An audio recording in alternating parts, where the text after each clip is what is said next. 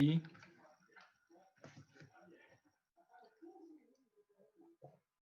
O que tem de errado com esses bezerros aí?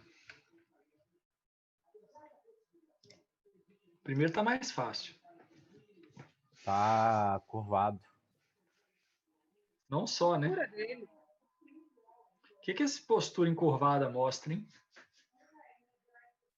É questão de mistura de raça? Não. Esse tipo de postura encurvada, ela denota dor, né? Em geral, quando você tem arqueamento de dorso aqui, ó, no animal, ele está sentindo dor ou em região abdominal ou em região torácica, tá? Em geral, isso aqui é um sinal de dor, tá? Se você fizer uma palpação em pinça aqui, ó, mais ou menos próximo ao quadril, nas vértebras lombares, você vai ver que ele vai ter um reflexo, o pelo dele vai subir e ele vai arquear um pouco mais o dorso. Ele está em postura de dor. Agora tem algumas outras coisas aí. O que vocês acham? Vou abrir o microfone aí, gente, que eu não tô vendo, eu não tô, para ficar vendo isso lá, o chat é foda. Ô, Gabriela, espero que até lá já tenha vacina, porque sem vacina é desse jeito mesmo, tá? Eu vou gravar, Renata, porque essa primeira parte eu nunca gravo, não, porque essas fotos aí não são minhas. Isso aqui é só Ô, professor, curiosidade para vocês. isso pode ser uma claudicação? Sim, tem também esse sintoma. Onde você tá vendo claudicação aí? Isso aí, inclusive, é bom para o segundo bezerro. O que tem de errado com esse segundo aí? Aparentemente, não parece que nada, né? Mas tem uma coisa aí bem gritante errada. Esse chão tá errado, né? Esse lugar que ele tá Não, pisando. é isso que eu quero treinar Mas com você, esse tem gente. que. Tá Esse bem negócio de inchada. claudicação é porque um Isso, lado do alguém casco falou é a maior palavra que o aí. outro, não é? Tá bem Não, inchada. nesse caso aí não. Nesse caso aí, olha a articulação dele, olha o tamanho que tá, gente. Isso aí é normal, olha o tamanho, olha a bola que tá aqui ó, na articulação. Se observar esse aqui também tem uma articulação um pouquinho aumentada. Gente, isso aí a gente tem um caso aqui à esquerda de pneumonia e um caso aqui em poliartrite de bezerro. Extremamente comum, tá? Bem comum. Todas elas de origem infecciosa. Ou seja, todas têm relação com agravos e imunidade dos animais. Alguém sabe me explicar por que é comum?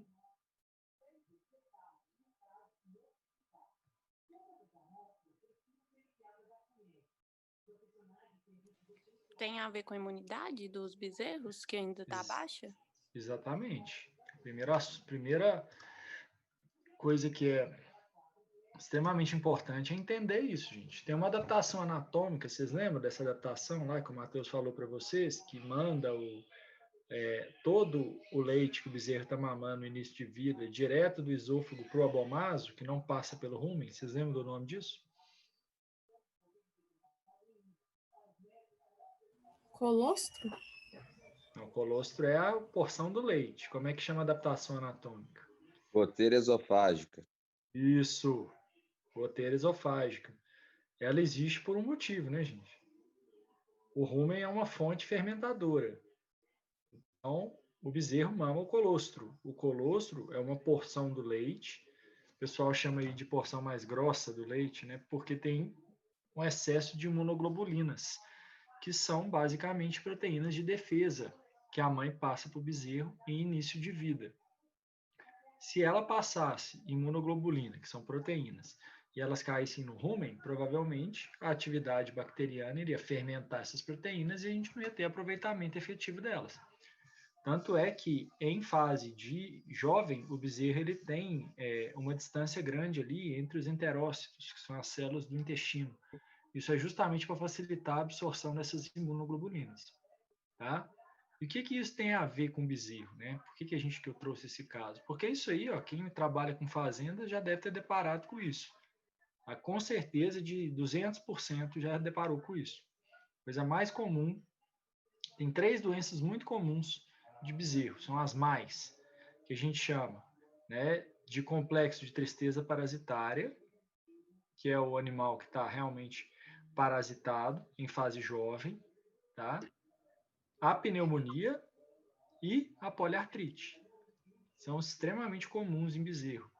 Todos os três têm a mesma etiologia, que é principalmente a deficiência de colostragem, tá? Então aí, ó, por que alguém aí tem ideia de por que é que esse animal aqui, por exemplo, da esquerda, ele teve essa chance de desenvolver principalmente pneumonia por deficiência de colostragem?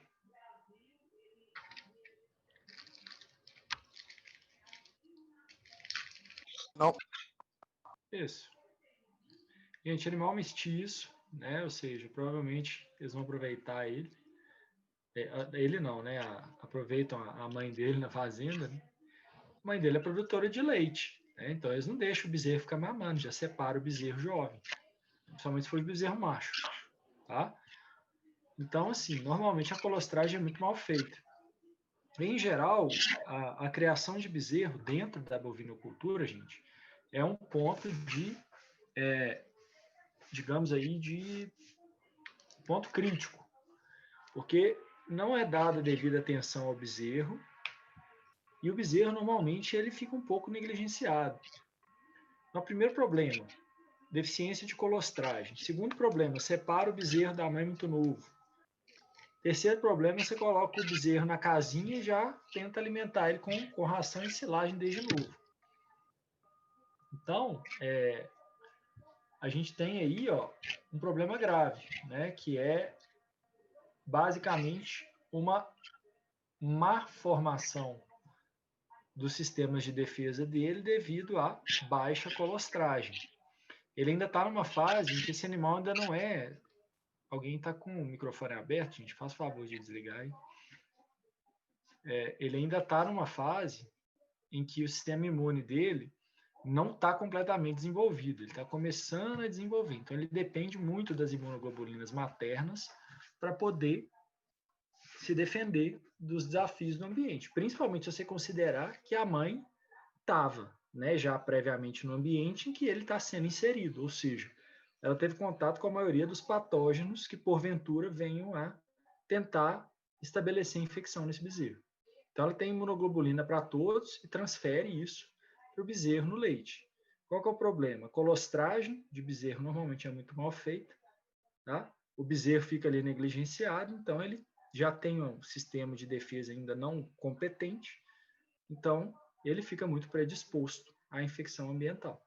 Tá? Então, a gente tem aí, primeiro, a pneumonia, que é causada principalmente por uma série de bactérias, a Mannheim hemolítica, a Pasteurella, todas as que são do complexo respiratório bovino, né? Que vocês vão ver em doenças de ruminantes que os bovinos eles têm uma tendência a disfunções respiratórias, principalmente porque eles têm um volume e caixa torácica reduzidos em comparação com a superfície respiratória. Então, eles têm uma tendência grande a desenvolver infecção. E várias bactérias, ao mesmo tempo, estabelecem infecção, normalmente por via aérea, né? Então entra pela narina mesmo, ou mesmo pela boca, no pulmão desses animais. Se ele não tem um sistema de defesa eficiente, normalmente ele vai desenvolver o problema. E qual que é o problema da pneumonia, gente? O pulmão, como meio de cultura de bactéria, ela está replicando ali, isso aí vai ser terrível para o animal, né? Porque você precisa do alvéolo, não sei se vocês lembram lá da histologia, né? O alvéolo ele tem uma superfície grande ali que é preenchida por ar, né? Então, você tem ali as superfícies delimitadas pelo pneumócito do tipo 1, circundadas de pneumócito do tipo 2. Mas a maior superfície respiratória são os diâmetros alveolares. Então, você precisa encher aquilo de ar. Se uma bactéria estabelece infecção ali, você vai ter um processo inflamatório ali, né? Com aumento de vascularização, extravasamento de plasma na região, o que vai levar ao edema pulmonar. Então, esse animal vai entrar em dificuldade respiratória aguda. Fora que em um processo principalmente inflamatório agudo, esse animal aí não vai conseguir estabelecer as funções básicas dele, do dia a dia, porque ele vai ficar mais quieto, né? Ele não vai, ele está aí sobre influência de vários fatores pró-inflamatórios.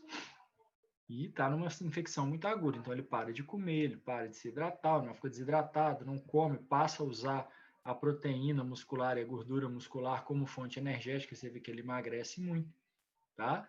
Você observa esses sinais aqui também muito claramente, né, que são as secreções tanto oculares quanto nasais, que podem ser secreções de muco purulentas a purulentas mesmo. Isso é muito comum. E no estágio final de morte, você vê aí o processo de pneumonia, né? Então, você está vendo aqui as áreas pneumônicas aqui, ó. Olha essa área, essa superfície aqui de traqueia, né? O animal está ali realmente com um processo de edema agudo, tá? Cheio de até efusão pleural e comprometimento do espaço alveolar com exudato, tá? E essas áreas vermelhonas aqui todas são áreas inflamatórias, já hemorrágicas, até áreas infartadas aqui a gente tem. Então isso aqui é muito perigoso, tá? Isso aí começa com a deficiência da colostragem. Então a bactéria entra ali pelo trato respiratório, pelo trato oral, estabelece infecção via traqueia nos pulmões. Outro problema são as articulações, tá? Todo bezerro que tem aí, ó, essas articulações grandonas, né, vocês vão ver aí na fazenda, não, isso aqui tem demais, gente. Eu já até naquela fazenda que a UNA tem parceria lá no Aras, lá no Rocha Faria, eu vi lá uns bezerros com as articulações gigantes. Isso aqui também é deficiência de colostragem, tá, gente? E excesso de desafio no meio. Por que que qual que é a diferença? Nesse caso, houve uma colostragem um pouco melhor do que nesse aqui. Então, para se defender de estímulos no sistema respiratório, ele conseguiu, apesar de que normalmente também tem algum grau de pneumonia subclínica aí. Mas a bactéria efetivamente ganhou a corrente sanguínea, porque Professor, tinha pouca defesa. Oi? essa inflamação aí na articulação dele que você está mostrando na imagem, ela é causada no osso ou no músculo? Não, eu vou chegar lá. Então aqui, ó, só presta atenção para você ver, ó. Ele adquiriu a bactéria ou por via oral ou por via nasal. Essa bactéria, por falta de defesa, de imunoglobulina de defesa, atinge a corrente sanguínea. Se ela atinge a corrente sanguínea, ela fica circulante. Ela vai acabar se depositando em locais em que ela vai encontrar duas coisas. Uma, nutriente para poder utilizar e se replicar, basicamente mimetizando o meio de cultura. E dois, locais que ela pode ficar protegida do sistema imune. Um desses locais, gente, é o líquido sinovial, tá? A membrana sinovial e o líquido sinovial, que são das articulações do tipo sinovial, que vocês lembram, né? Que a gente tem a cápsula sinovial, o espaço articular e o líquido sinovial lá dentro, entre dois ossos. Então, essas articulações sinoviais aí todas são locais de cultura para bactéria.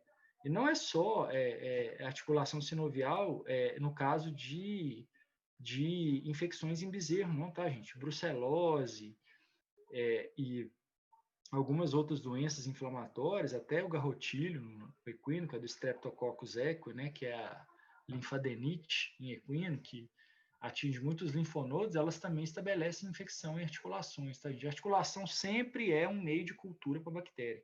Elas adoram articulação sinovial. Então, se ela tiver oportunidade de estabelecer infecção ali, ela vai estabelecer. Quer ver outra doença que é ótima para dar esse tipo de poliartrite ou a inflamação de articulação é a leishmaniose, tá? Mas aí, no caso, é por deposição de imunocomplexo, um pouco diferente, tá? Mas essas bactérias vão se replicar em ambiente articular aqui, utilizando o líquido sinovial como uma fonte para meio de cultura, para poder se replicar, e o espaço articular como um espaço em que ela vai estar ali um pouco protegida do sistema imune. Beleza? Professor, Oi? essa Danilo. poliartrite eu já vi várias vezes ocorrendo em fazendas. Existe algum tratamento que seja viável em questões de custo? Porque a gente sabe que o bezerro, principalmente nesse caso da direita, de corte, o dono, né, o proprietário, não vai arcar com muito gasto com ele, porque senão ele não tem lucro nenhum. Uhum. Existe algum tratamento que seja de custo baixo? Aí nós vamos entrar em duas situações, Danilo. A primeira delas é a que você falou, né? Se vale a pena para o produtor tratar. Gente, aqui eu não estou entrando no mérito, não, tá? Estou explicando como é que funciona. O que é valer a pena, gente? Um animal que não teve uma boa colostragem, que desenvolve infecção jovem, esse animal, ele tende a vida toda a não se desenvolver naturalmente como um outro animal se desenvolveria. Por quê? Para que haja uma infecção e a gente já veja sinal clínico em articulação, provavelmente já passou por intestino, por fígado, por vários outros órgãos. Então, o aproveitamento desse animal de nutriente, a conversão de carcaça dele vai ser muito mais baixa que um animal, digamos, sadio. Então, esse animal não vai ter o mesmo desenvolvimento. Então, a primeira pergunta que o produtor se faz aí, Danilo, é se vale a pena tratar. Então, o que acontece? Quando é um animal de corte, assim, digamos, um animal, principalmente esses mestiços, né, que ficam a pasto, né, e o cara não está em sistema extensivo, que ele só solta o bicho lá, ele nem trata, ele só solta. Agora, quando é um animal de alto valor genético, aí normalmente se trata, porque ele quer aproveitar efetivamente os gametas desse animal, né, no caso o sêmen, né, no caso do macho, e para aproveitar a fêmea também como uma doadora de embrião. Tratamento para isso, Danilo, em geral, é tratamento já prescrito para qualquer tipo de bacteriose, né?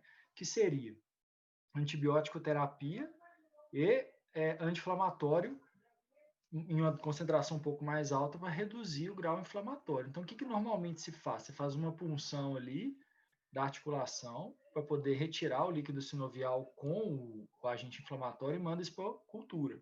Isola o micro-organismo, pede um antibiograma e trata esse animal com um antibiótico específico.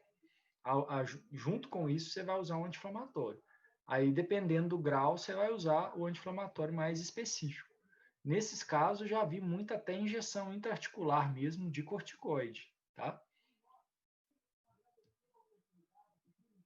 Agora, o tratamento é exatamente o que você falou, se vai compensar para o produtor ou não. Se o cara está num sistema aí, semi-intensivo ou se ele está num confinamento, provavelmente ele não vai tratar, não.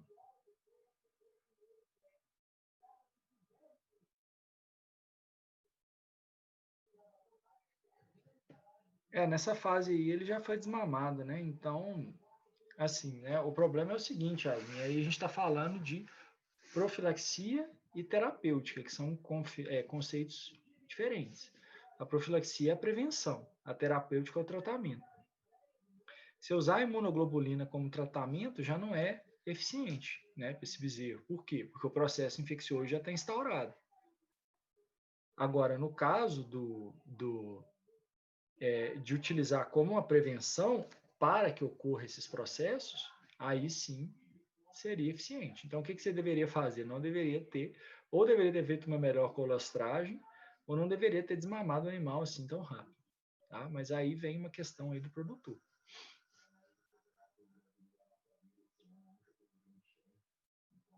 E só, Danilo, você me perguntou se existia uma opção mais viável. Olha, o tratamento com anti-inflamatório e com antibiótico, ele não é um tratamento caro, tá?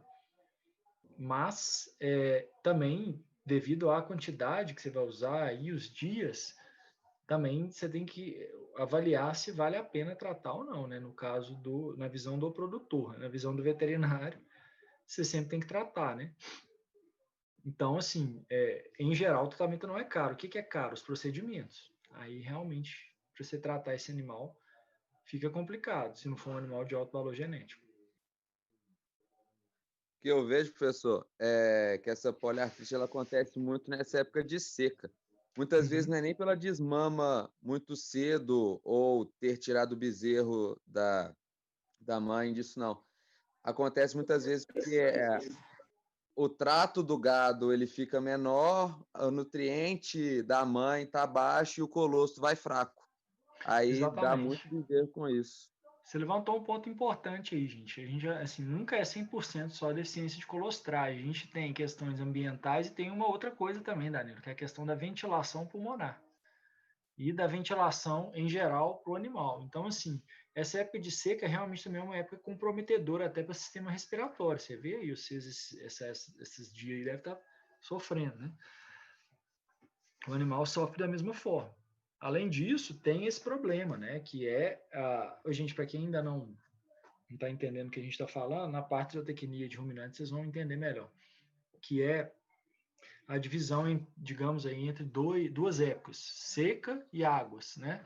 Em geral, nas águas os pastos estão melhores, com mais nutrientes. Na seca não, né? Você não tem chuva, o pasto fica ruim, né? Então isso também é um fator a ser levado em consideração. Esse animal está com alimentação bem pior, mesmo se for uma silagem, tá? Dependendo. Até porque silagem, se não for bem feita, não vale nada, né? E a mãe efetivamente não consegue uma boa nem produção de leite, quanto mais de colostro. Beleza? Alguma dúvida aí, galera?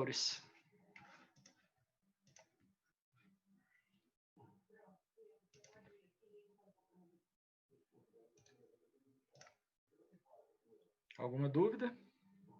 Nada? Podemos voltar lá para a bactéria?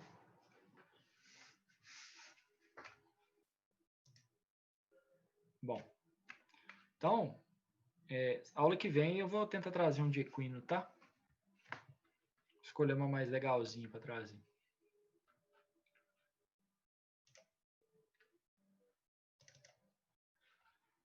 Então, senhores, nós paramos a aula passada primeiro na parede celular da bactéria, né? A gente falou da parede celular, das funções, a gente veio falando as características gerais, né, das bactérias, e paramos ali nas paredes celulares, né? Aí diferenciamos a parede celular de gram negativa e de gram positiva, falamos da composição bioquímica da parede e demos a ideia de coloração de gram, né? Por que o nome é gram positiva, por que o nome é gram negativa, o que é o elemento dentro da parede celular das bactérias que permite a gente diferenciar elas, tá? Aí pode vir a pergunta, por que a gente diferencia nesses dois grandes grupos? Exatamente pela diferença da parede celular, tá, gente? Isso só permitiu que a gente organizasse as bactérias de uma forma melhor, tá? Então, não precisa ficar aí hipotetizando o motivo, não. É só uma questão de organização. Inclusive porque, gente, se vocês forem reparar, a parede celular, ela envolve externamente a bactéria. Então, a bactéria tem parede celular, tem a membrana plasmática, e ali ela vai ter os componentes, dentro da membrana plasmática, os componentes celulares dela. Ô, Bruno, esqueceu de colocar para gravar. Ah, tá. Obrigado.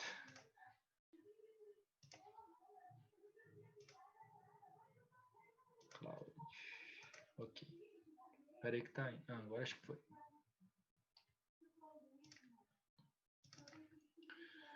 Então, voltando ao raciocínio aí, a gente tem dentro da membrana da parede celular da bactéria a membrana plasmática, e dentro da membrana a gente tem as organelas lá que vão ditar ali, digamos, todo o funcionamento, tanto metabólico quanto genético dessa bactéria, tá? Bom, o que é então que tem de importância da gente diferenciar essas bactérias em dois grupos? Eu não sei se vocês já pararam para perceber, mas se vocês não pararam, leiam bulas de antibiótico, gente. Tem um pouco mais de curiosidade, que isso aí ajuda muito. Você vai ver assim, antibiótico de amplo espectro. O que quer dizer isso? Tem boa atividade sobre gram positivas e gram negativas. Antibióticos com espectro para bactérias gram positivas. Ou seja, ele atua melhor em gram positivo. E assim por diante. Bom, isso, gente, é uma informação interessante, porque qual que é a ideia do antibiótico ou do quimioterápico, né? Que são coisas... Ambos combatem bactérias, né? Mas antibiótico é uma molécula produzida por um outro agente vivo, no caso um fungo, né? Que mata a bactéria, a gente só isola isso e usa como medicamento. E o quimioterápico é um agente químico que é desenvolvido em laboratório, que é usado para matar a bactéria, tá? Então, essa aqui é a diferença. Ambos, gente, a gente coloca em um ambiente que vai ter contato com a bactéria. No caso, você fornece ou via oral, ou via endovenosa, ou via intramuscular. Ou seja, de qualquer forma, ele vai entrar em contato com a bactéria. Então, esse antibiótico ele tem que passar pela membrana celular da bactéria, tem que ser absorvido pela bactéria. Tá? Por isso que é interessante a gente organizar elas nesses dois grupos, porque essas características de membrana, elas facilitam ou dificultam a absorção dos antibióticos. Tá? Isso é apenas um motivo pelo qual a gente organiza.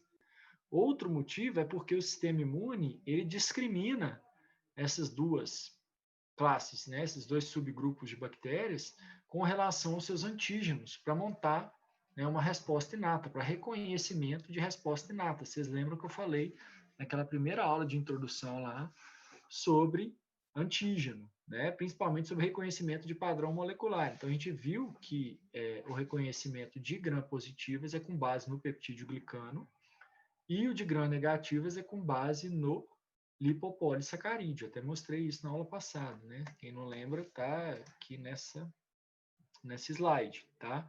Então, aqui, ó, lipopolissacarídeo, que é justamente essa âncorazinha aqui, né? Lembrar que a parede celular da gram-negativa, gente, ela tem uma membrana fosfolipídica, aqui embaixo peptídeo glicano e depois a membrana plasmática, tá? Então, esse antígeno aqui, o antígeno O, é que é reconhecido, tá? Como padrão molecular, ou seja, padrão bioquímico, reconhecido pelo sistema imune.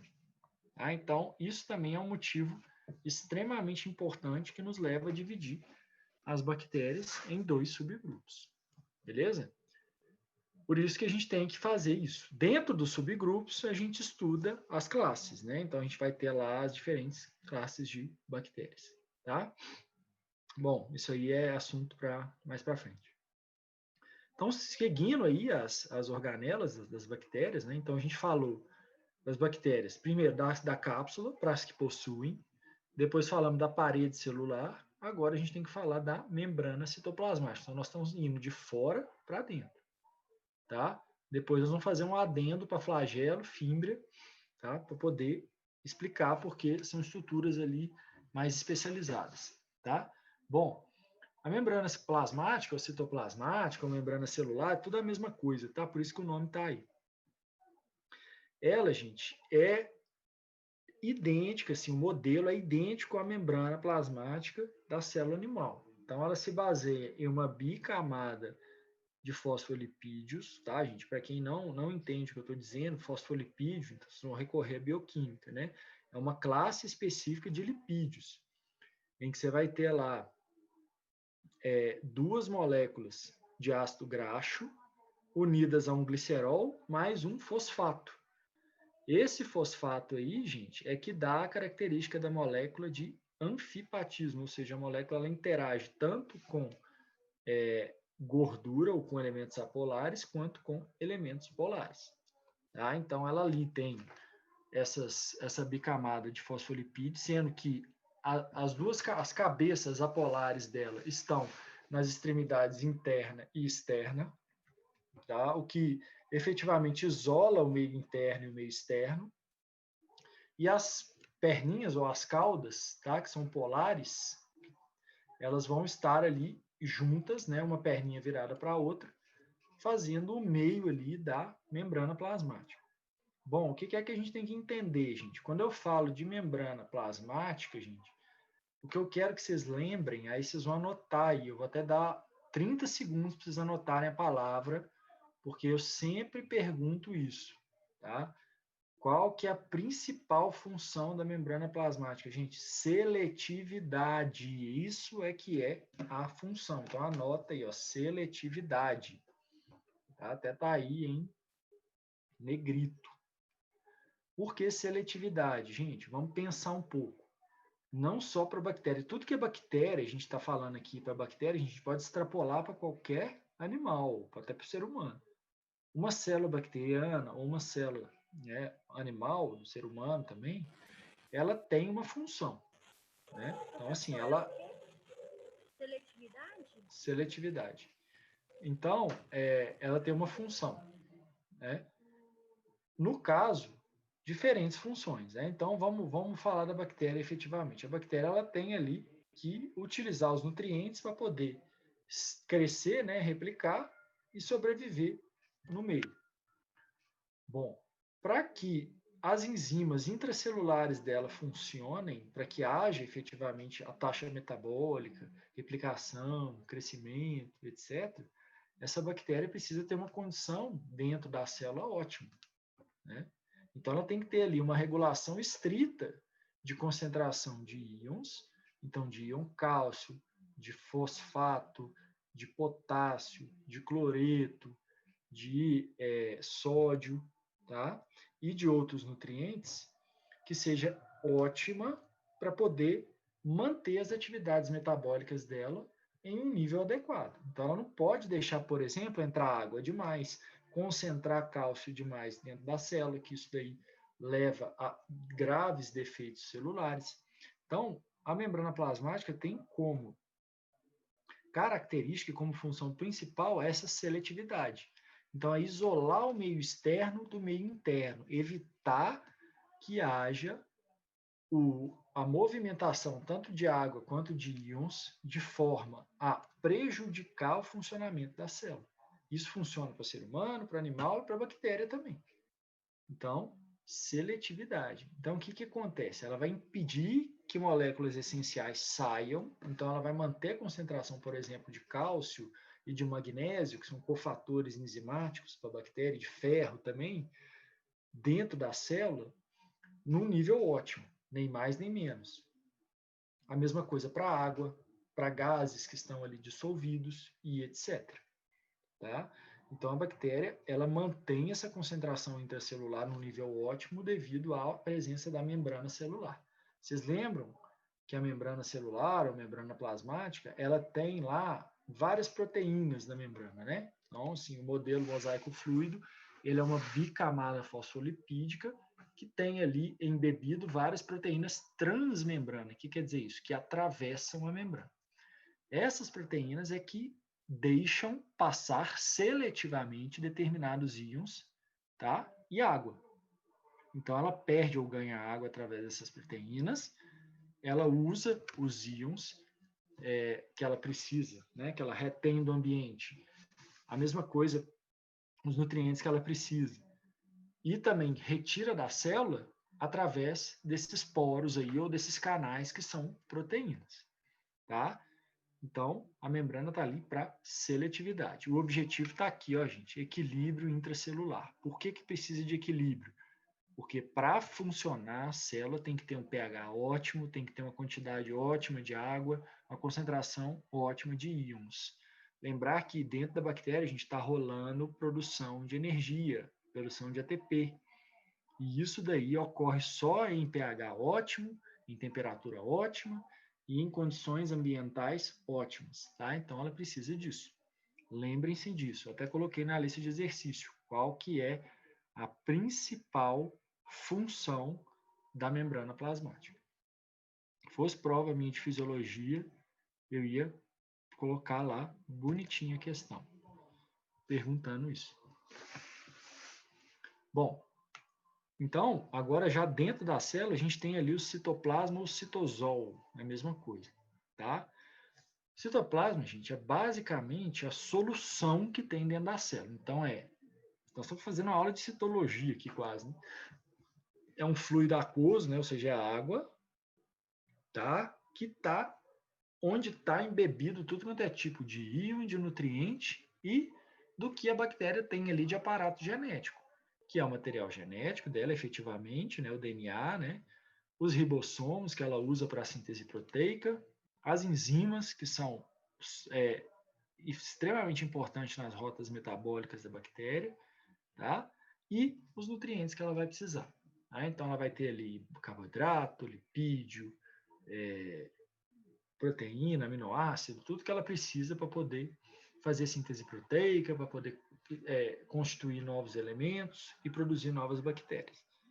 Beleza? Então, o citoplasma abriga isso. Lembrando que ele só existe em concentrações ideais por causa do papel seletivo da membrana plasmática. Tá? Bom, mais dentro ainda a gente tem o material genético das bactérias. Beleza? Bom, as bactérias, gente, como a gente falou aqui na aula passada, elas não têm núcleo bem delimitado. Por isso são classificadas até como procarióticas. Tá? Então, não tem membrana nuclear delimitada. Não é que ela não tenha, ela não tem delimitada. Tá? E o material genético dela, gente, é um cromossomo, tá? Circular. Pergunta, alguém sabe aí para me explicar a diferença de cromossomo e DNA?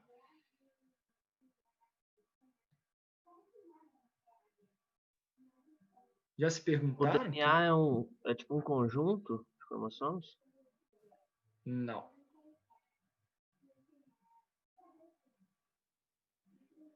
O cromossomo, gente, é o DNA, a mesma coisa.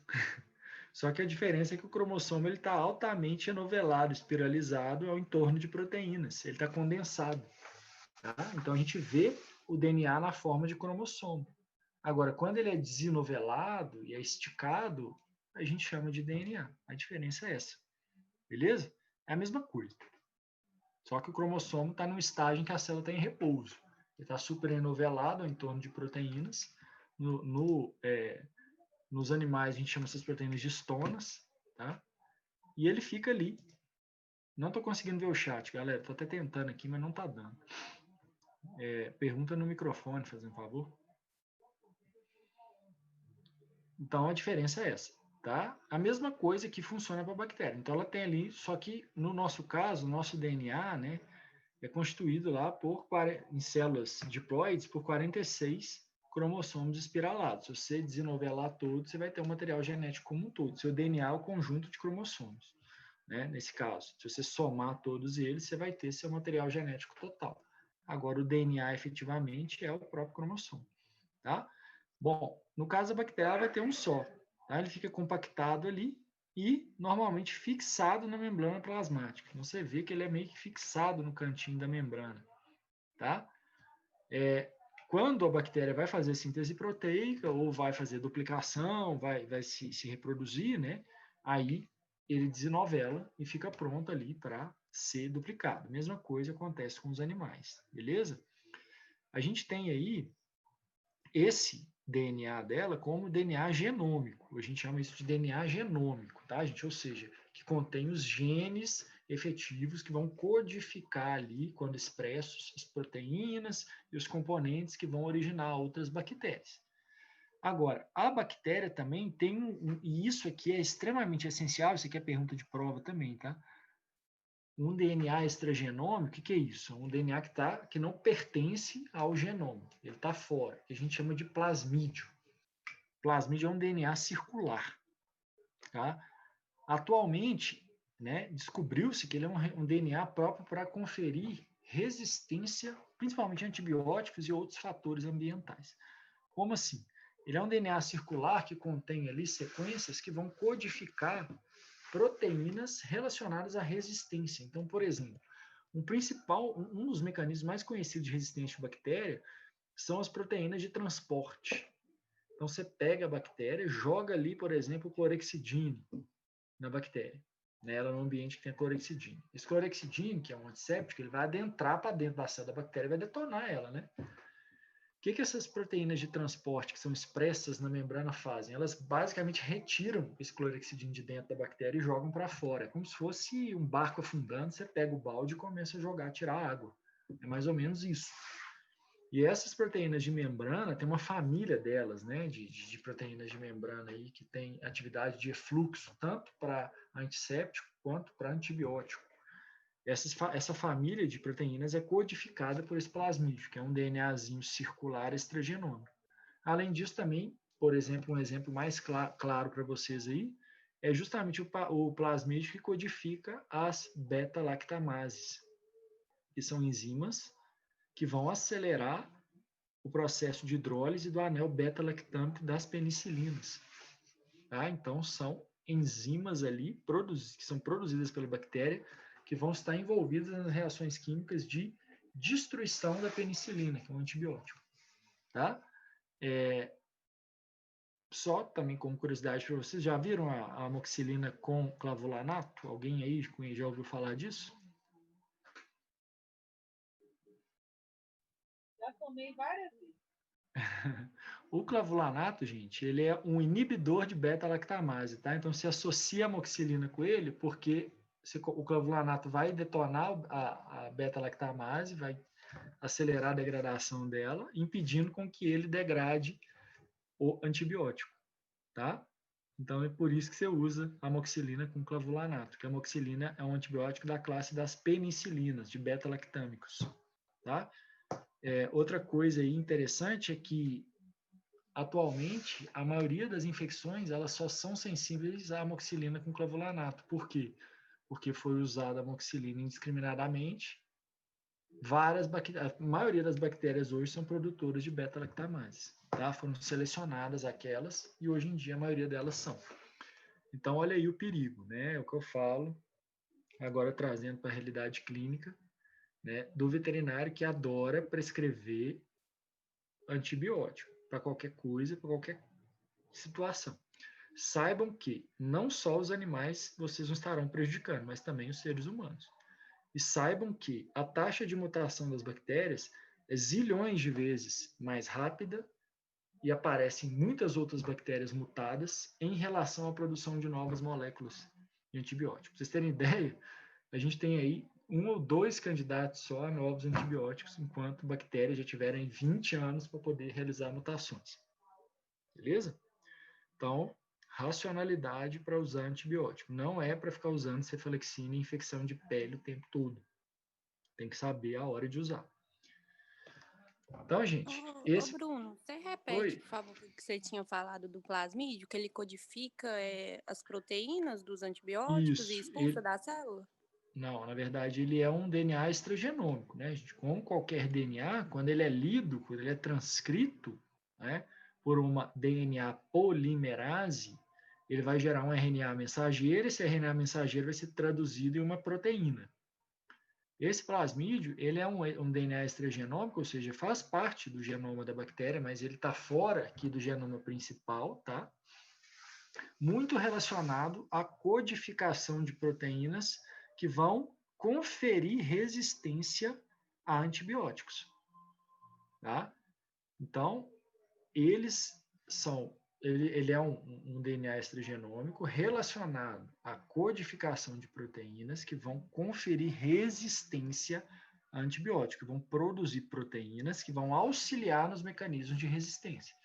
Aí eu dei 2 exemplos, né? As proteínas de efusão, que são aquelas que transportam no sentido inverso todo o antisséptico ou antibiótico que adentrou a célula, e aquelas que efetivamente degradam diretamente o antibiótico. Na verdade, essas proteínas de efusão, elas são mais relacionadas à resistência a antissépticos, que dependem da completa embebimento, né, da bactéria dentro deles. Os antibióticos, eles atuam mais a nível de membrana, eles se impedem em síntese de determinados constituintes da membrana plasmática, em sua maioria. Outros impedem síntese proteica, né, vai depender, tipo os macrolídeos, né? Então, isso vai depender, tá? Mas, em geral, o plasmídio é um DNA circular, tá? Extragenômico, que vai estar relacionado a isso. Outra coisa, o plasmídio é muito importante, isso aí eu quero que vocês saibam, tá? Anotem isso, em tecnologia de engenharia genética. Então, para a produção, principalmente de vacinas recombinantes, tá? De organismos geneticamente modificados, utiliza-se um plasmídio. Por quê? Porque o plasmídio, ele aceita a incorporação de genes externos. Então, por exemplo, o milho que usa hoje em dia aí, Danilo que mexe com cavalo sabe, né? O milho atual é um milho genômico, transgênico, né? Atualmente fala. O que quer dizer isso? Pegou-se um plasmídio bacteriano, inseriu nesse plasmídio um gene de resistência a determinadas pragas, que são comuns na plantação de milho, e implantou esse plasmídio no milho. Esse plasmídio, então, ele é implantado né? E essa porção do DNA, essa porção desse gene de resistência automaticamente vai ser incorporada ao DNA desse milho. Então, o milho efetivamente vai codificar proteínas de resistência a bactérias ou diversas doenças ambientais. Beleza? Quem mexe aí com boi, quem mexe aí com cavalo, que mexe muito com silagem, com farelo de milho, sabe que todos esses milhos atuais aí que a gente usa para plantação são milhos transgênicos, tá?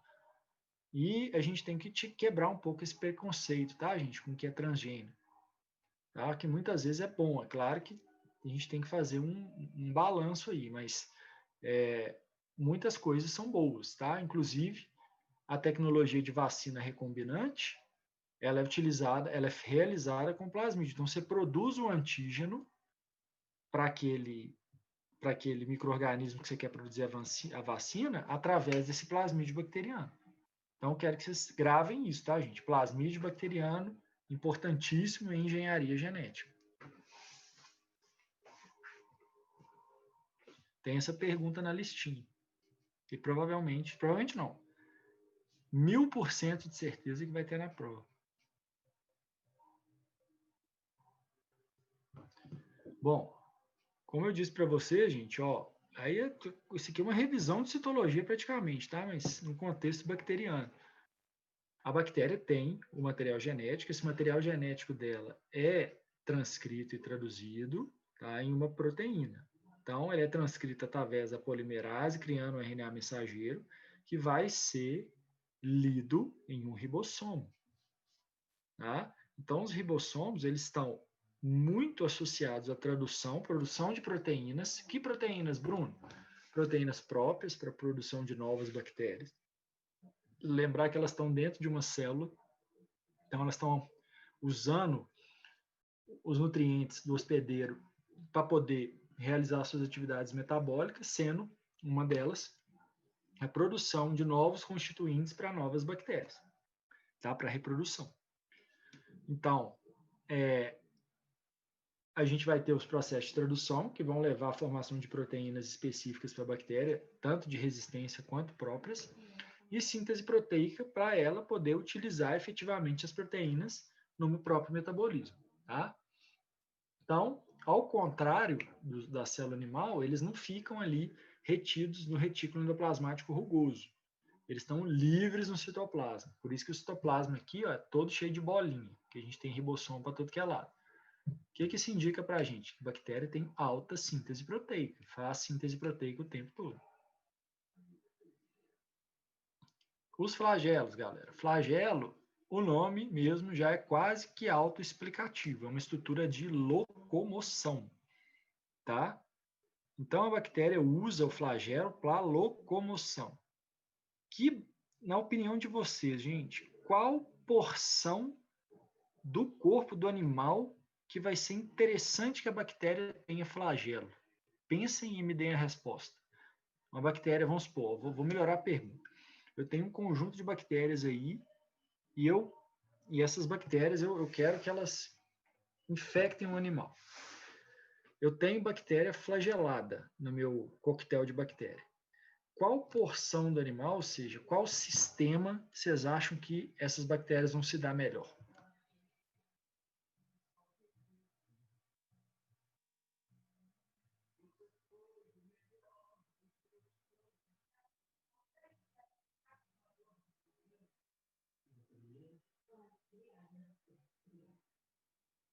Onde tem líquidos? Isso, muito bom. Exatamente. Trato gastrointestinal, trato urinário, trato reprodutor, onde a bactéria precisa locomover, gente. Que ela não esteja dentro de uma célula, passando de uma célula para outra, por replicação. Ela tem que estabelecer infecção ascendente, por exemplo, infecção urinária. Como é que a bactéria sai lá da bexiga e vai parar lá no rim, causando a pielonefrite? Ela vai por locomoção, tá? Então, ela normalmente utiliza fluxo urinário retrógrado. Por que é que a fêmea tem mais predisposição à infecção urinária que o macho? Porque o fluxo urinário do macho é muito maior. A disposição anatômica de desembocadura do ureter na Bexiga favorece a eliminação dessas bactérias que estão tentando migrar ascendentemente. Na mulher, não. Na fêmea também não. Então, bactérias flageladas se dão bem em trato gastrointestinal, se dão bem em trato urinário, trato reprodutor, tá? Bactéria aí que causa piometra, que causa normalmente infecção uterina em vaca, todas elas são flageladas. As melhores, as que mais se dão bem. Então, flagelo, gente, é igual uma estrutura de locomoção. Observa como é que é o negócio. Você tem aqui, essa aqui é uma bactéria gram-negativa, tá? Alguém sabe me explicar o porquê que ela é gram-negativa? Não é só porque está escrito aqui, não. Mas me explica aí, com base no que a gente já sabe. Por que é gram-negativo?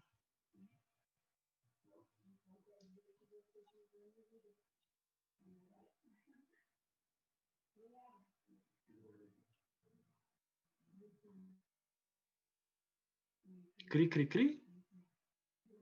Vou esperar vocês me explicar. Que ela é impermeável? Passa pouco líquido nela? Pensa na estrutura bioquímica dela. Olha aí o desenho. O desenho está bem claro.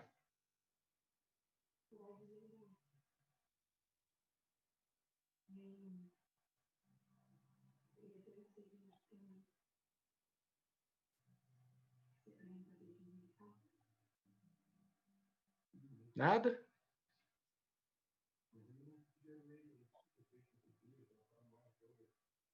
Galera, lembrar, hein? Não se esqueçam, a bactéria gram-negativa, ela tem primeiro uma membrana fosfolipídica, depois o peptídeo glicano, depois a membrana plasmática. Se fosse gram-positiva, ela tinha peptídeo glicano direto aqui, ó, desde o começo, e a membrana plasmática embaixo. Não se esqueçam disso, tem que diferenciar um tipo do outro, pelo amor de Deus. Tá? Na prova do Bruno, não vai ter problema. Na vida pode ser que tenha. Tá? Então, olha a estrutura de ancoragem do flagelo, que bacana. É como se fosse aqui um parafuso mesmo. Tá? Um corpo basal dele que é ancorado aqui nessa região transmembrana. Então, ele pega desde a parte externa da parede celular até a membrana. Tá? E aí a gente tem um filamento aqui e um gancho. Esse gancho aqui, ó, ele gira como se fosse aqui um pistãozinho que confere a movimentação para o flagelo. Então, observa que a bactéria ela tem várias formas de movimentação. Olha que bacana isso aqui. Quando ela está movimentando em sentido progressivo, os flagelos, eles vão... tá vendo ó, o movimento de rotação que o gancho faz? O flagelo se movimenta nesse mesmo sentido. Então, a bactéria vai se movimentando, que é igual um espermatozoide. Agora, quando a bactéria quer fazer o desvio, porque aqui ela só vai em sentido progressivo, então ela ia em linha reta. Agora ela precisa fazer um desvio. O que ela faz? Ela desacopla todos os flagelos e abre para que ela possa desviar. Tá? A mesma coisa, ela está boiando. Ela abre assim a superfície de contato dela e boia. Depois ela faz outro movimento progressivo, desvia, outro movimento progressivo. É assim que uma bactéria se movimenta. Tá? Bruno, mas a bactéria tem olho para saber? Não. Ela se movimenta, vou falar daqui a pouco, através do estímulo por gradiente químico, que a gente chama de quimiotaxia. Ela é meio que atraída por um gradiente químico, através de um gradiente químico. Beleza? Olha aí. A quimiotaxia é isso, tá, gente? Então, como é que a bactéria sabe para onde é que ela precisa ir? Primeiro, anotem o conceito de quimiotaxia aí, eu vou falar, tá? Quando eu puder falar, vocês dão um ok aí no microfone.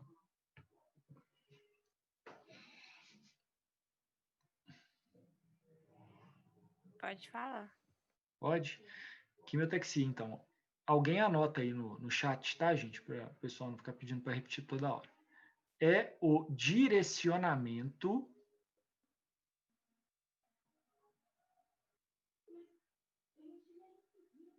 através de um gradiente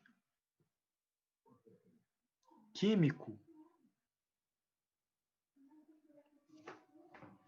Então, a quimiotaxia é o direcionamento através de um gradiente químico. Coloca aí no chat, por favor, tá? Galera, a pergunta é, como é que vocês acham que um neutrófilo sabe o lugar onde está ocorrendo uma invasão bacteriana, por exemplo?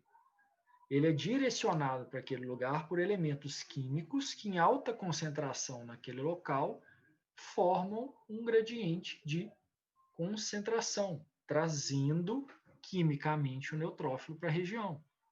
Tá? A gente chama isso de quimiotaxia. Como é que a bactéria sabe para onde ela precisa movimentar-se? Mesma coisa, através da quimiotaxia. Então, ela detecta o ambiente químico, o ambiente dela, ela detecta para onde que ela tem que ir através de um ambiente químico. Então, por exemplo, um ambiente ali onde esteja repleto de nutrientes, um ambiente onde tenha outros elementos químicos complementares às estruturas bioquímicas da parede celular dela, tá? Então, é assim que ela sabe para onde que ela tem que ir. Então, a bactéria se movimenta através de quimiotaxia. Então, por isso que ela faz aquele movimento de batida do flagelo, sempre no sentido circular, tá? Então, ela une os flagelos em sentido circular e vai embora em movimento progressivo. Quando ela abre os flagelos, ela vai fazendo os desvios, sempre no sentido do gradiente químico que está atraindo ela. Beleza? Então, observa. Se a bactéria tem um ambiente químico aqui nocivo, por exemplo, pH aqui altamente ácido, isso aqui é nocivo para ela. O pH ácido, gente, quer dizer que pH, potencial hidrogênio iônico. O que quer dizer isso? É um potencial em que encontraremos uma alta concentração de íons hidrogênio. Tá? Qual que é o problema do íon hidrogênio em alta concentração? Ele desestabiliza as conformações estáveis de proteínas. Então, a proteína tem lá a conformação primária, que é aquela sequência dela linear de aminoácidos unidos por cadeia peptídicas. Depois, ela se dobra, né, sobre si, formando a cadeia secundária, ou seja, ela começa a ser atraída pelas cadeias laterais de aminoácidos, tá, quimicamente, eletroquimicamente. Ela vai formando aquelas alfa-hélices, folha beta, né? Ela vai se eletrostaticamente começando a se organizar. Quando essa organização eletrostática atinge um nível de complexidade alta, ela forma ali a estrutura terciária, que é a estrutura funcional, e se estabiliza eletroquimicamente. Então, ela está estável porque as ligações químicas ali não existe nenhum vetor de força que puxe ela para uma desorganização. Tá? O que acontece em um ambiente cheio de hidrogênio? Hidrogênio é o H+. O H+, então, vai adentrar aí o meio dessa proteína, ele tem uma carga positiva, ele vai interagir eletrostaticamente com essa proteína e vai desorganizar ela. Isso é desnaturação. Então, esse ambiente nocivo, com muitos íons de hidrogênio, é ruim para a bactéria, desorganizaria ali as proteínas dela. Então, ela é direcionada para um meio de pH, por exemplo, mais neutro, tá? Porque esse meio tem pouca concentração de hidrogênio, ou melhor, ela está balanceada a concentração entre hidrogênio e hidroxilas. E aí ela é direcionada para cá. Isso é quimiotaxia, ou seja, direcionamento por gradiente químico. O que isso tem a ver, Bruno, com o que você está falando? Químico, pH, H+, hidroxila, tudo isso é químico. Beleza? Isso é só para vocês entenderem, tá, gente? Só para vocês terem uma explicação decente. Não precisa ficar doido com isso, não. Bom, e aí a gente vai para as estruturas fímbricas delas, né? Ou as fímbrias, tá? Não são todas as bactérias que têm fímbrias, tá, gente? Mas as que têm, com certeza, têm uma estrutura excelente de adesão e ancoragem, tá? O que é fímbria, gente? Lembra que eu falei do coronavírus, as proteínas spike dele lá, que são aquelas proteínas parecendo uma espículazinha que ficam em torno? Não sei se vocês já viram um coronavírus 3D na microscopia. Ele é uma bolinha, né, um capsídeo, cheio de proteínas spike, ou aquelas proteínas S, né? Parecem agulhas ao entorno do capsídeo dele. Essas proteínas são excelentes, porque elas são ótimos ancoradores. Tá? Elas usam essa composição para se ancorar na célula do hospedeiro. A fímbria tem exatamente essa função. Adesão, ancoragem no hospedeiro. Então, a bactéria que está passando ali no trato gastrointestinal, por que eu perguntei para vocês por que uma bactéria com flagelo se dá bem? Porque essa bactéria consegue se movimentar até contra a maré, né? Ou até contra o sentido de movimentação do trato gastrointestinal. Uma bactéria que não tenha flagelo, mas tenha fímbria, ela vai ficar à deriva ali, né? E ela necessariamente vai ter que se esbarrar numa célula, na parede ali do intestino, por exemplo, para ela poder aderir, tá? Mas não menos importante é uma fímbria. Então, são estruturas finas de proteína, são agulhinhas mesmo, que vão ser responsáveis por aderir essa bactéria em células às quais ela vai parasitar. Alguém sabe, alguém poderia chutar para mim aí qual sistema seria excelente para esse tipo de bactéria?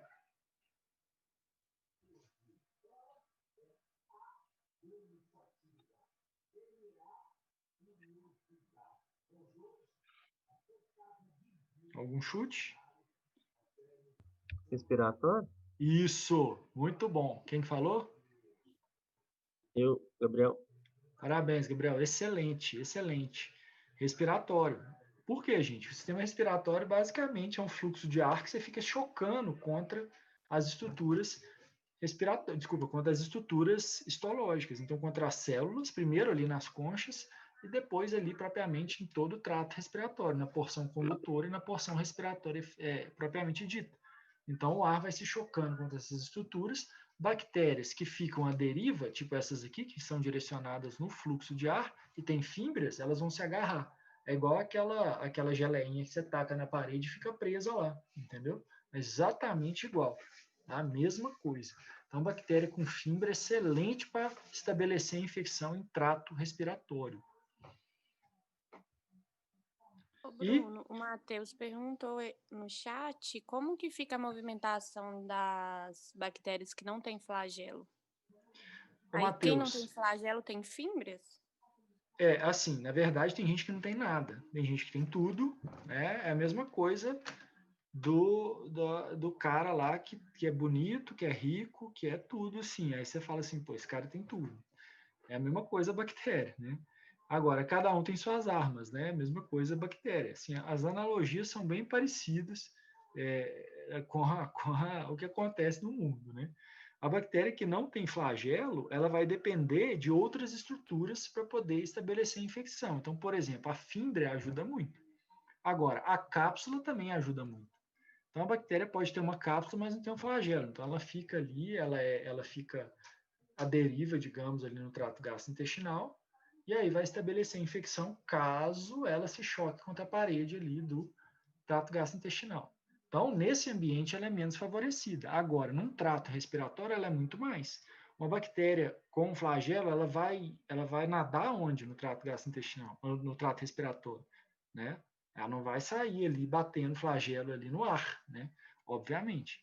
Então, ela não fica tão bem favorecida. Tudo vai depender do ambiente e do tipo de infecção. Por isso que tem bactéria que é mais clássica do sistema respiratório, bactéria que é mais clássica do sistema digestório, bactéria que é mais clássica do sistema reprodutor, tá?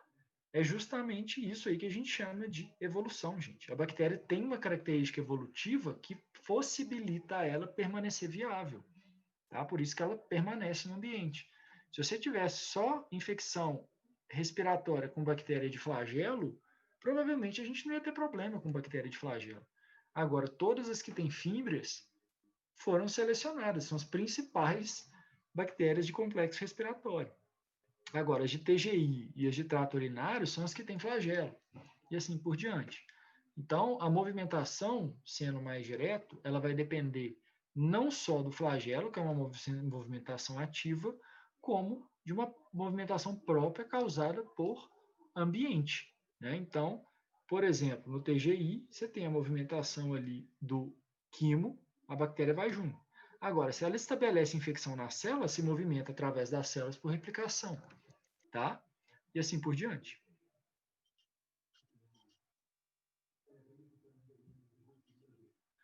Antes da gente fazer o intervalo, então, só a gente falar dos esporos, né? Que são, isso daí é importante, tá, gente? Ô, Bruno, você pulou o slide anterior. Ó, foi mal, desculpa. Achei que eu estava explicando ele. Obrigado. Bom, gente, os pilos, também são estruturas que não são encontradas em todas as bactérias, mas necessariamente são estruturas de bactérias que realizam reprodução sexuada, principalmente conjugação. Tá? Então, o pilus, ele é também uma estrutura proteica, só que é bem longa, como se fosse um bastão mesmo, tá? Que vai conectar uma bactéria à outra, vai fazer como se fosse uma ponte. Tá? E aqui vai haver transferência de material genético de uma para a outra. Nós vamos ver isso nas reproduções, na reprodução bacteriana, que a gente chama por conjugação. Tá? A gente tem lá a transformação, transdução e conjugação, são as 3 formas. A conjugação ela depende do pilus, que é justamente essa estrutura longa, essa proteína longa, tá? E mais fina, que parece um bastão, que serve para troca de material genético. Beleza? O esporo, gente, ele é muito... Oi? O pilo só serve para isso, para troca de material genético? Olha, é muito reducionista falar que uma coisa só serve para aquilo. Ela serve principalmente para aquilo, entendeu? Agora, o pilo também efetivamente é bom para adesão. É tão bom quanto a fibra? Não, mas é bom. Agora, para a troca de material genético, ele é essencial. Entendeu a diferença? Sim, entendi, obrigada. Bruno, Oi? e os pilos é facultativo ou todas as... Facultativo. Facultativo. Não são todas que tem, não. Obrigada. Beleza? Nada. Porque a gente tem 3 formas de reprodução, né? Vocês vão ver. Não necessariamente todas fazem conjugação. Agora, as que fazem, tem pilo. Isso aí eu posso te dar de certeza. Tá? Mas não são todas que tem. São estruturas facultativas. Os esporos, gente, isso aqui é extremamente importante. A mesma coisa do fungo, quem está vendo fungo comigo. A mesma ideia do esporo de fungo é o esporo bacteriano. Tá? No caso, o fungo, assim, funciona até parecido a dispersão. Né? O fungo tem uma dispersão um pouco maior do esporo, mas a bactéria também é interessante. Tá? Bom, o esporo, gente, ela é uma estrutura dormente. Tá? E a principal característica dela é que ela é altamente resistente. Então, observe que o esporo ele guarda o material genético e algumas organelas aqui no seu interior. Tá? Aí vai ser formado ao entorno uma membrana plasmática e o revestimento externo. Tá? A gente vai ter um revestimento externo cortical e um medularzinho, menorzinho. Então, além disso, a gente vai ter ainda uma cápsulazinha que a gente chama de exospóreo. Então, isso aqui é uma estrutura de resistência. Toda bactéria produz esporo? Não. Tá? As principais que produzem esporos são as anaeróbicas. Bactérias muito resistentes produzem. Tá? Mas o esporo, por si, é uma estrutura de resistência. Muito importante. Tá vendo? Os bacilos e o Clostridium. O Clostridium é uma bactéria anaeróbica importantíssima. Tá? Toda bactéria que produz esporo, gente, ela tem alta resistência ao ambiente, tá? Porque ele pode sobreviver em condição adversa. Observa que você tem uma cápsula de revestimento externo, mais cortical, uma de revestimento interno mais medular, e só lá dentro, como se fosse um ovo cheio de casca aqui, é que você vai ter o material genético, a membrana plasmática da bactéria, tá? Ou seja, essa bactéria está protegida por isso aqui. Então, ela não desidrata, ela não sofre ação do meio, por exemplo, de pH, não sofre ação de temperatura, nem de nada. Ela fica protegida aqui. Em contrapartida, nesse estágio, o esporo não consegue efetivamente replicar, né? Nem reproduzir, nem estar metabolicamente muito ativo. Tá? Ele só é uma forma de dormência. A bactéria encontrou um ambiente que é inóspito para ela, ela vai se modificar na forma de esporo e ficar quieta ali nesse ambiente até que as condições ambientais sejam boas para ela. Então, por isso que essas bactérias anaeróbicas, Clostridium tetanis, Clostridium botulínico, né, que é o do botulismo, do tétano, são muito resistentes ao ambiente. Né? Você vem ali no tétano, o que todo mundo fala? Você encostar ali no prego enferrujado. Né? Ali, gente, é um ambiente ele é altamente oxidante, né? De porque enferrujamento, gente, é oxidação, tá? É um ambiente altamente oxidante, não tem nutriente, não tem nada. E o Clostridium desenvolve forma esporulada e fica ali, viável. Quando que ele vai encontrar um ambiente bom para ele poder se replicar? Quando o cachorrinho mete o pé lá no prego enferrujado, tá? Ou, por exemplo, o Clostridium botulinum. Vou contar um caso para vocês. Uma ex-aluna minha, né, já está mais para frente, não é mais aluna minha, ela me ligou no final de semana louca. Professor do céu, um cachorro meu morreu, o outro está paralisado aqui em casa, o outro está com dificuldade respiratória, o que é isso? Do nada. Aí eu comecei a conversar com ela, né, chama Eduardo, comecei a conversar com ela e tal, perguntei e tal, ela falou, não, eles foram lá embaixo, perto do rio, e voltaram um tempo depois, eles apareceram assim, começaram a ficar assim, um morreu, não sei o quê. Aí eu peguei e falei, vai lá, por favor, onde esses cachorros foram e observa se ali tem algum animal morto, como é que tá o chão, se tem algum lixo, alguma vidraria, alguma coisa. Aí chegou lá, realmente tinha um boi morto. Aí eu falei com ela, olha, isso é botulismo. Corre, que ela está com paralisia flácida, corre para arrumar soro antibotulínico, para aplicar nele, senão vai morrer os 3, os outros 2, né? Faltavam. Aí aplicou, parece milagre, né? 6 horas depois o bicho já está de pé, no outro dia já está bem, né? Aí é a hora que eu brinco, né? Que o veterinário pode botar o valor que quiser na consulta, que o cara paga, que vai achar que você sabe tudo. Né? Mas não é por característica. Por quê? O animal, o primeiro ela morreu, o segundo não estava conseguindo levantar, estava lá meio como se fosse uma plasta, né? E o outro com dificuldade respiratória. Isso aí é clássico de botulismo, né? Que causa uma paralisia flácida, que a gente chama, porque a toxina do Clostridium botulínico, ela fica ali justamente na zona de comunicação entre o neuroreceptor e o neurotransmissor, desculpa, e o receptor relacionado à contração muscular, tanto do músculo liso quanto do músculo esquelético. No músculo esquelético, causa essa paralisia flácida. No músculo liso, vai parar a função de órgão. Então, eu já pensei em botulismo. Eu falei, mas será que é botulismo? Eu preciso saber se tem alguma condição aí que favoreceu o botulismo. Aí foi o que ela falou. Tinha ali realmente um boi morto lá perto do lago lá, que estava completamente deteriorado, podre, né? Tava a carcaça dele já podre. Isso aí é uma condição, gente, de anaerobiose intensa. Então, ali você ia ter vários esporos de Clostridium. O cachorro ingeriu o esporo quando foi comer a carne. O esporo, então, encontrou uma condição bacana, né? E aí saiu do estágio de latência e começou a replicar. Como ele vai para a região ali de neurotransmissor, de contato, placa motora, né? Contato entre o neurotransmissor e o receptor, ou muscarínico ou nicotínico, vai depender se é músculo liso ou músculo estriado. Ele paralisa ali aquela comunicação neuronal entre neurônio e músculo, o animal tem paralisia flácida. Então, ele vai parando primeiro o músculo esquelético, depois para de respirar, porque o músculo diafragma é um músculo, precisa de contrair, e para a função orgânica, o animal morre. Tá? Aí, no caso, só para vocês terem uma explicação melhor, o soro antibotulínico, gente, é o anticorpo anti-Clostridium botulínico. Então, anticorpo pronto. Você aplica o anticorpo já vai pegar diretamente ali a bactéria, tá?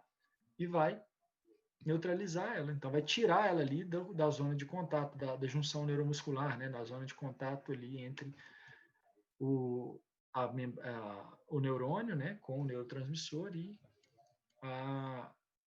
o receptor nicotínico muscarínico, depende, né? No caso. Então, é isso aí. Professor, tá? esse soro que o senhor falou que foi utilizado com cachorro também tem para grandes animais? Tem. Ô, Danilo, inclusive o que eu mandei usar foi o de boi, tá? Porque era o único que ela achou. Eu falei assim, vai lá, é difícil de achar. Se você achar de boi, pode pegar. Normalmente, caso fazendeiro tem. Porque a resposta para você conseguir... Porque assim, para você produzir um soro, gente, vocês precisam de ter uma resposta intensa. Quais são os animais que produzem resposta mais intensa? Equino e bovino. Então, você faz o soro, tanto que soro antiofídico é produzido por equino, né?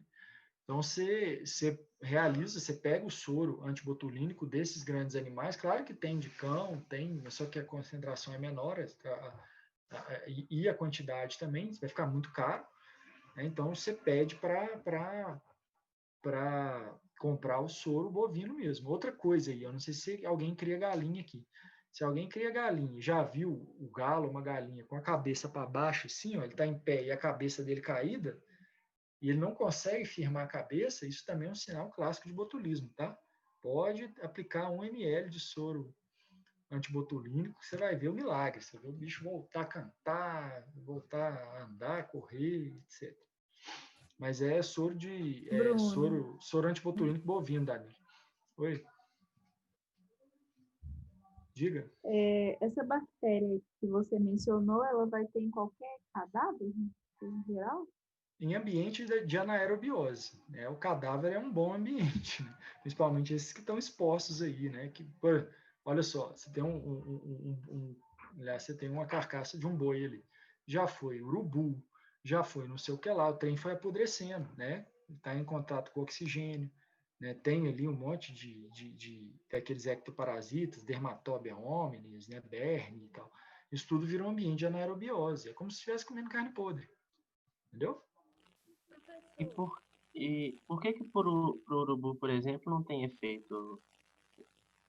Então, É engraçado, é uma boa pergunta, assim, a gente não sabe te responder exatamente o porquê não, mas acredita-se que esses animais são altamente resistentes a infecções bacterianas por bactérias anaeróbicas, porque realmente deveria ter mais efeito, principalmente com Clostridium botulinum, né?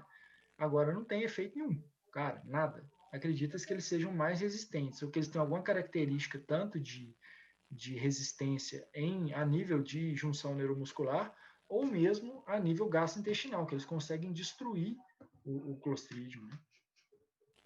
Professor, esse soro serve para todos os animais? Assim, de forma aguda serve, mas você vai conseguir usar só uma vez, né? Porque você vai usar o soro, ele vai ter o efeito, o sistema imune do animal vai produzir anticorpo anti-soro, né? Aí se você for dar a segunda, não vai funcionar. É igual transfusão sem tipagem. Você pode fazer uma, a segunda você não consegue, não. Beleza? Estão em pânico?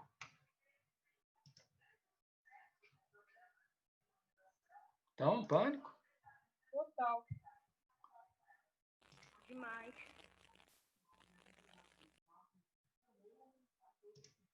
Bastante, viu?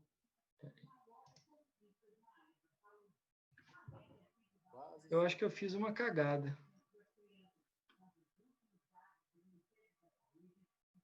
Caramba. Eu paralisei a gravação. Mas não tem problema, não. É intervalo agora, Jéssica.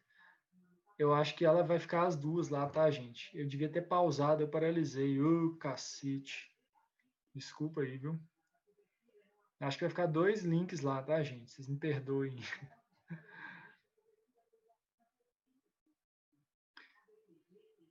Uai, como assim colocar para dormir, Ed? A aula tá dando sono? Olha só, gente, a menina falou na aula, assim, ó, na cara, assim, olha, a aula tá dando tanto sono que eu vou usar para dormir. Ô, galera,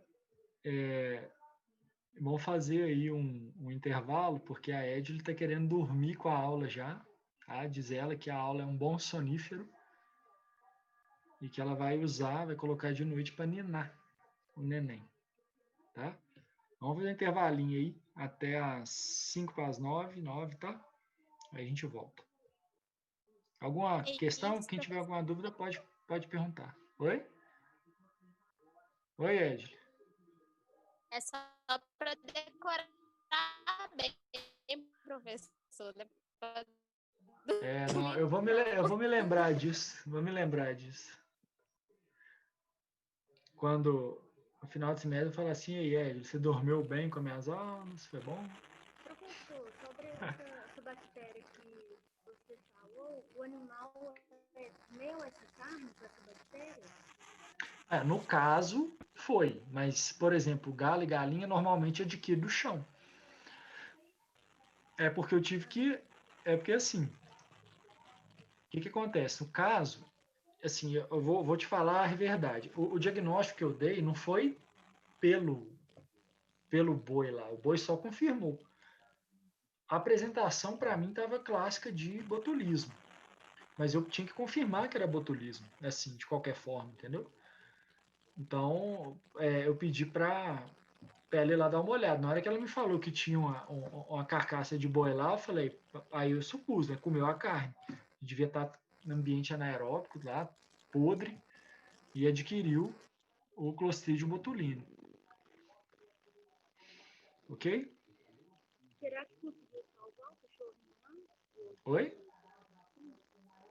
Será que conseguiu salvar o outro cachorrinho? Que está autorizado? Eu não escutei. Tá ruim o microfone? Será que conseguiu salvar o cachorrinho? Ah, não, os dois estão show, 100%. Só um que quando ela me mandou mensagem já tinha morrido. Já. Obrigada. Por nada. Bom, galera, então daqui a pouco estamos de volta.